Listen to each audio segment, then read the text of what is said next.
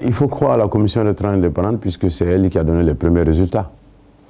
Selon les délais, normalement, dans la logique, dans la Constitution, normalement, c'est la commission électorale indépendante qui donne les résultats dans les 24 heures.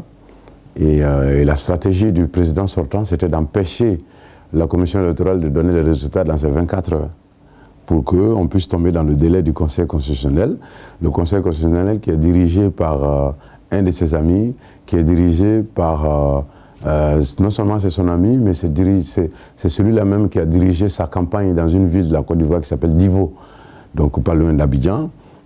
Donc voilà, ce sont l'un de ses directeurs de campagne qui est président du Conseil constitutionnel. Donc du coup, le gars n'allait pas annoncer le résultat contre sa victoire. On parle de l'ingérence de la communauté internationale aujourd'hui. Mais la communauté nationale, elle s'est ingérée depuis les préparatifs des élections, depuis le début du processus électoral. Il y a des accords qui ont été signés pour que la commission internationale arbitre ces élections. Les membres du Conseil constitutionnel ont été choisis par Laurent Gbagbo, à commencer par le président.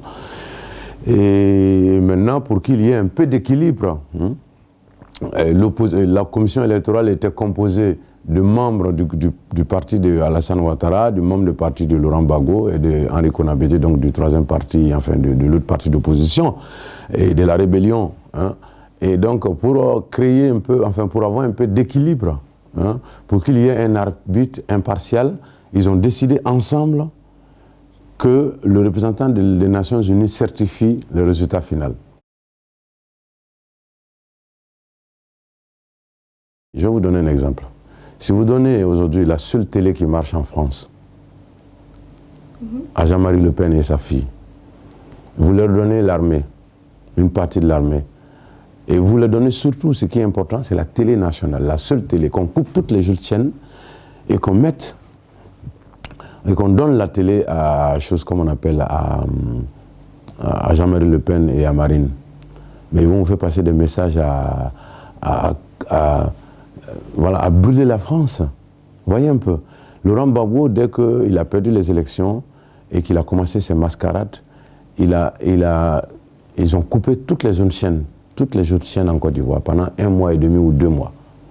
1 mois et demi, je dirais. Du coup, ils ont manipulé... Mais bien sûr, ils ont eu le temps de manipuler la jeunesse, ils ont eu le temps de faire passer des messages anti, je sais pas moi, anti tout le monde, sauf Laurent Gbagbo.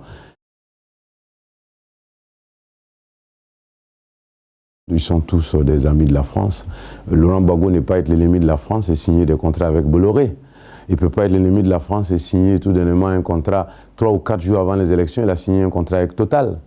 Il ne peut pas être l'ennemi de la France et avoir beaucoup d'amis parmi les socialistes, Guy Laberty, André Emmanueli, etc. sont ses amis. Donc voilà, il ne faut pas en vouloir à Alassane, si lui aussi il a des amis.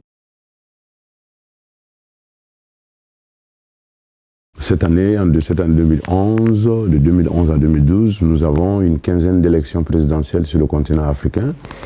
Si les présidents sortants ont la possibilité de s'accrocher au pouvoir parce qu'ils ont l'armée et la télévision nationale, mais les autres vont faire la même chose.